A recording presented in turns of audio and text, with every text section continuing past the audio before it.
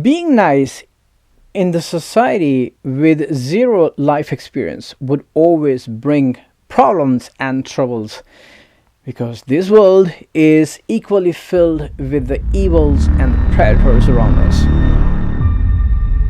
And when was the last time that you talked to her? It was yesterday it was around noonish, between like 11 and 1. And she just said, I called her, left a voicemail earlier that morning. She called me on lunch to see what I wanted, and I asked her if she could bring my truck back. And she said no, because I'm going to go to this interview, and I'm going to go play basketball out since I'm going to be in Belleville anyway, so I'm going to go play basketball out there. And I laid down this whole story that you're saying. And right now, Sam, you ain't telling us the truth.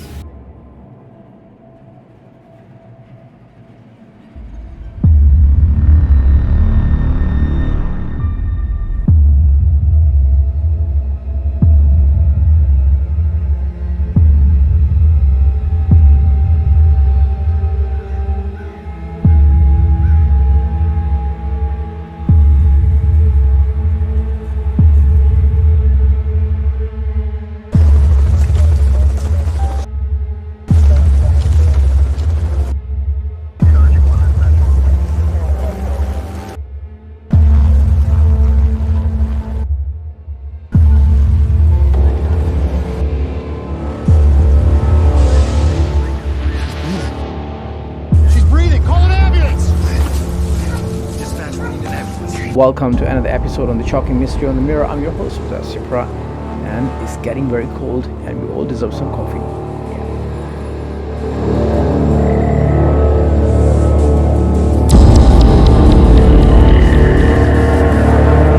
Millstead is a village in the St. Clair County, Illinois, United States, which is located at the crossing of the Illinois routes of 163 Jefferson Avenue and 158 Washington Avenue.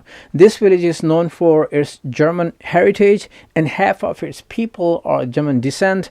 And by 2006, when we get if we go back in 2006, where I'm gonna take you back in time to learn about this shocking tale, the population of this village was almost 4,000. Among these families, I'm gonna put a spotlight on one specific small family. This Ashley Reeves. At that time in 2006, she is 17 years old. She has a very loving sister, Casey, and she has her parents, mom and dad. And she is a very bright, she's an outgoing person, very charming, and she is doing very great at her school. And she is just a bright girl, always smiling. Besides, she also have a loyal boyfriend who is Jeremy, also a high school student, just like her. Thursday morning, April 27, 2006, she informs her parents that after school she is going for a job interview, and after the job interview she is going for basketball practice at the Letterman Park, which is far from her house at about few miles of distance. So after informing her parents, she and with her sister Casey, both of them, they leave the house and then go for school. After the school, she meets her boyfriend Jeremy, and Jeremy hands over her his car keys so she can drive around to follow her rest of the day schedule. He also knows that she's going for the job interview, and after the job interview she's going for the basketball practice at the Letterman Park. She gets the key and then goes to the parking lot. She gets a car and then gets her sister and drives her home, and then she leaves that area to go for the job interview. And remember, she has the whole day plan.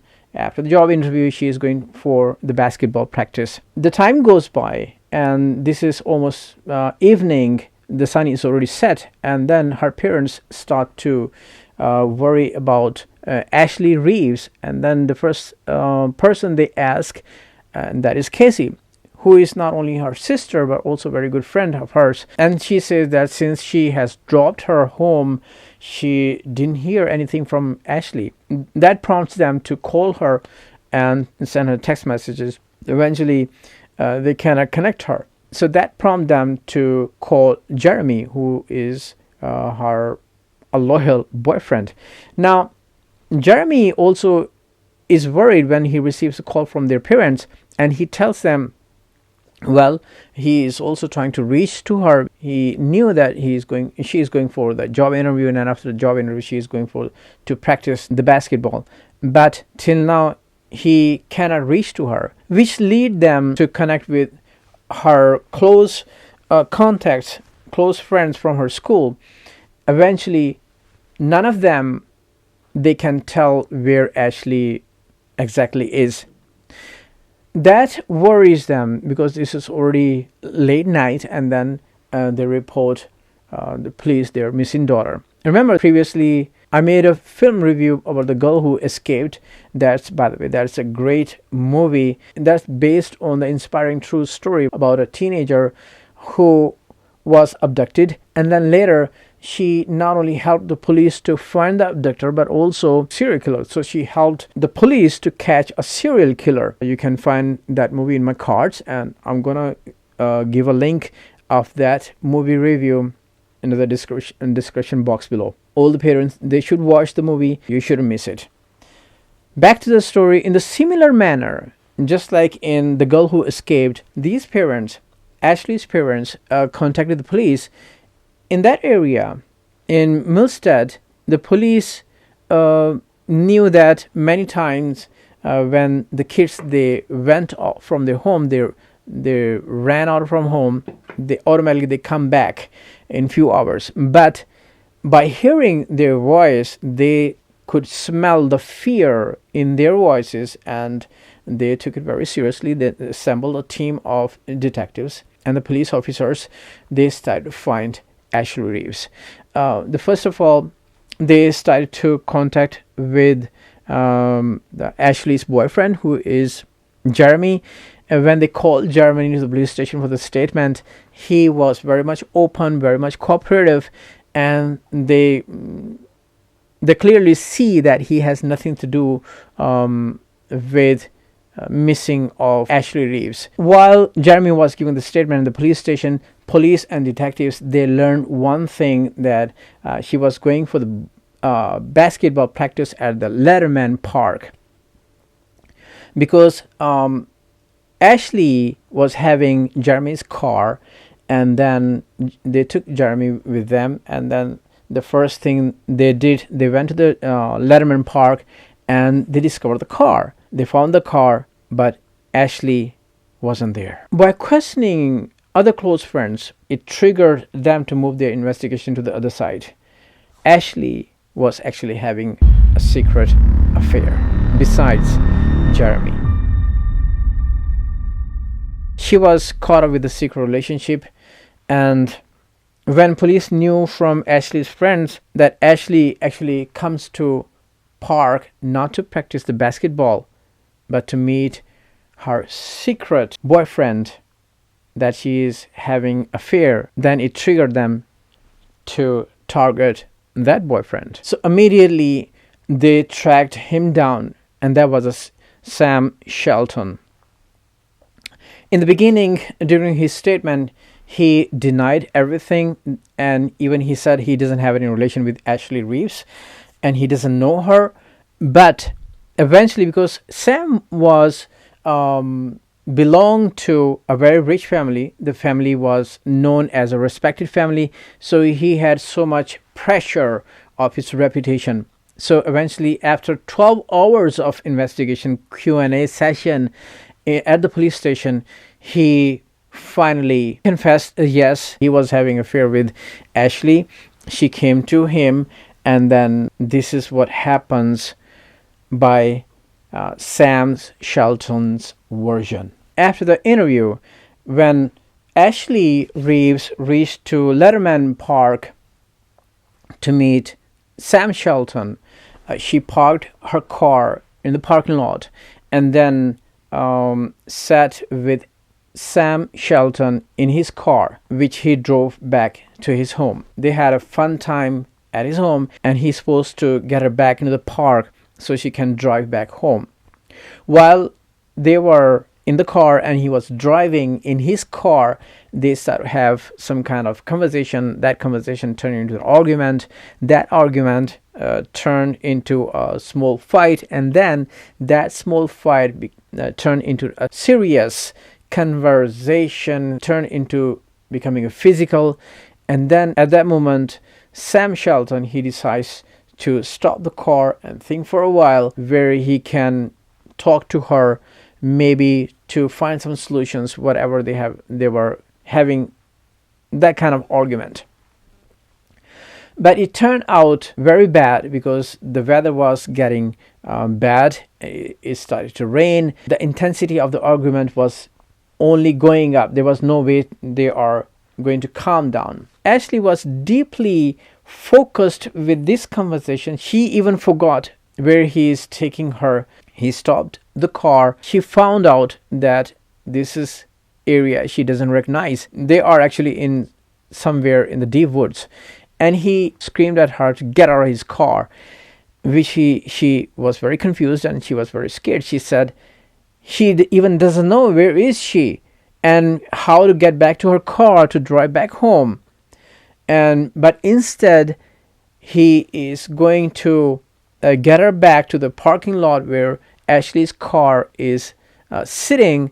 He became physical, and he got her neck, and then he gave her a neck lock with so much power until she started to choke, and then she started to become motionless. When he discovered that she is already becoming motionless, he got her out of the car and then dragged her out into the deep woods. When he dropped her down on the ground, he noticed that she is still moving.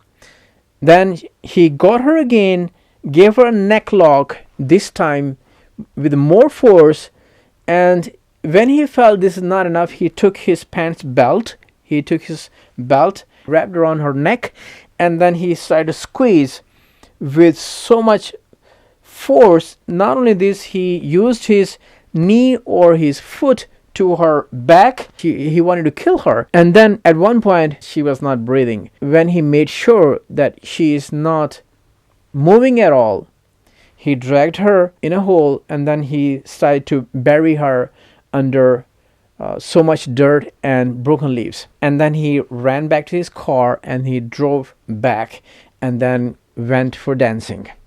So this is what he did. When the police officers and the detective, they heard this, they were in shock.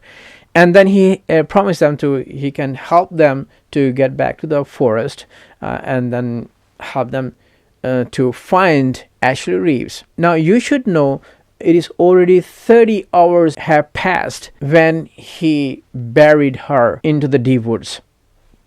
There was no any chances that she must be alive. She must have been died there.